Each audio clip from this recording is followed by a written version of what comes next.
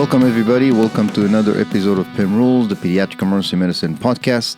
I'm your host, Yaron Ivan, as usual, and today, as usual, more important rules.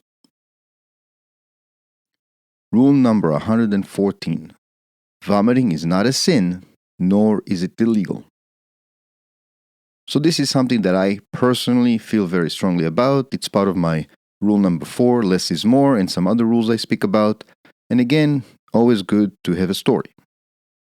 So a few months ago, I saw a 5-year-old child in the pediatric emergency department that came in with the chief complaint of vomiting and dehydration. As always, when a child comes with vomiting or any other chief complaint, my first order of business is to provide acute care, be it chest compressions or simply Zofran. So of course, first thing, I have to give the child what they need.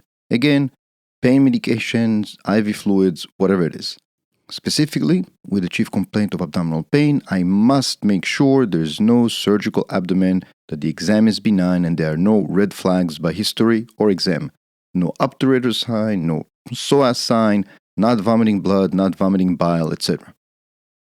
So this child by history vomited 3 or 4 times at home. It was non-bloody, non-bilious, and he was mildly tachycardic, which is why I thought Zofran with the PO challenge is a very reasonable way to start. He got Zofran and he was observed for over an hour and a half, did well, took some PO. His tachycardia, which was mild to begin with, was improving and he felt a bit better. And right before discharge, the nurse comes and tells me that he vomited a small amount of non-bloody, non-bilious emesis. After he vomited, his exam continued to be benign and he was very well appearing. When the child vomited prior to be discharged, the nurse immediately came to me and asked, reluctantly, if she should start an IV and give him IV fluids. And that is exactly when I thought of this rule. Why would I give a well-appearing child who, for the most part, benefited from the Zofran, did not vomit for a while, took PO and was very well-appearing, IV fluids? What is wrong with vomiting once, and if you tolerated most of the fluids I gave you, and you do not have a surgical abdomen, why is it not okay to vomit? I had a very good conversation with the mom, and explained that if he vomits with the medication or without it only once or twice a day and he tolerates some fluids and he has some urinary output, we're probably okay. Of course, as usual, I delineated the red flags that mom should be aware of and bring him back for. For example, bloody emesis, green emesis, if the child continues to vomit and has no urinary output or very little urinary output, etc. The mother was very reasonable and felt reassured. As always, I tried to obey rule number 56 from episode 15 that says, worried parents don't go home. She was not worried, she felt comfortable, and went home with the child and a prescription for Zofran. I called the mother the next day, and apparently the child was doing very well, tolerating fluids and overall feeling better. I think it's okay that we recognize as physicians that it's okay to vomit once or twice a day as long as you have some urinary output, and again, as long as we make sure the patient's abdominal exam is benign, doesn't seem like he has a surgical abdomen, and there are no red flags by history or exam. I had a kid who passed the PO challenge and after an hour and a half to 2 hours vomited 2 minutes before going home, totally normal exam and well appearing. So remember, vomiting is not a sin, nor is it illegal. Make sure the parents are aware of what to watch for, what to come back for. Make sure the parents has understanding that if you vomit but you have some urinary output, you're probably not dehydrated. Make sure the parents are aware to give rehydration solutions such as Pedialyte or Gatorade, not just pure juice, etc. Rule number 115. Have a plan B for workup and treatment. This is one of the PEM rules that is probably a good rule for life. This, I think, has to do with just being ready for the worst, ready in case your test, your workup, your approach did not exactly go the way you wanted to. If the test you ordered, you thought will be positive and it's actually negative, what are you going to do? A good example is the fussy child. One of the things that worries me the most when a child comes to the pediatric emergency department with the chief complaint of fussiness, especially if he's about 7, 8, 9 months of age, is intussusception.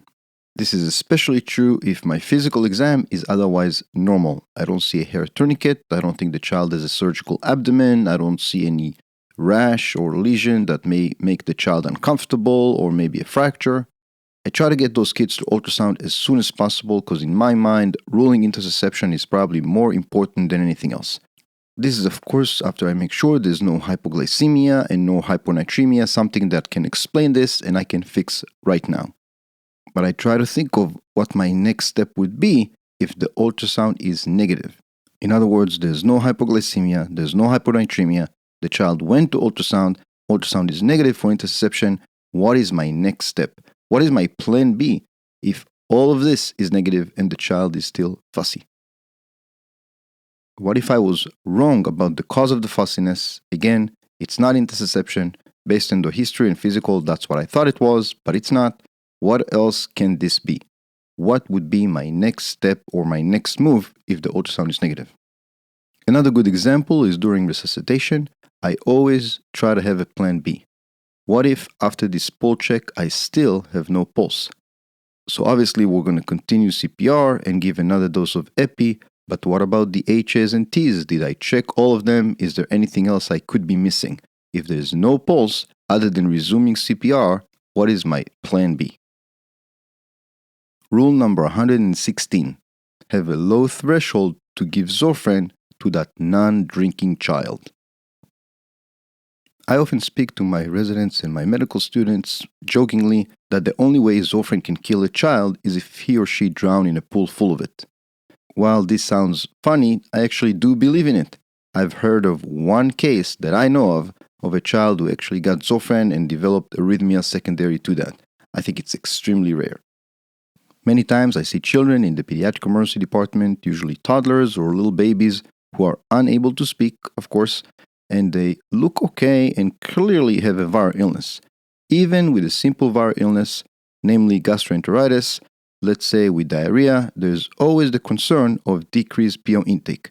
This is one of the more likely complications, so to speak, of any child with a viral illness. So I always tell the parents 2 things to watch for when the child has a simple viral illness. Make sure the breathing is okay, make sure you're seeing wet diapers. So dehydration is always something that is on my mind, even if the child has a simple viral illness. And I teach the parents exactly that.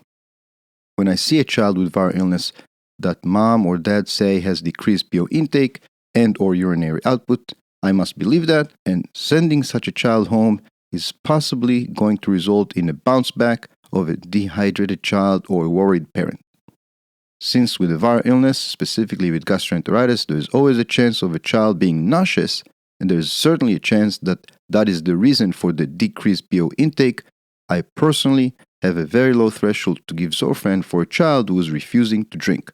My personal assumption, and I must admit, I have no evidence or paper to quote behind it, my assumption is that maybe, possibly, this child is nauseous.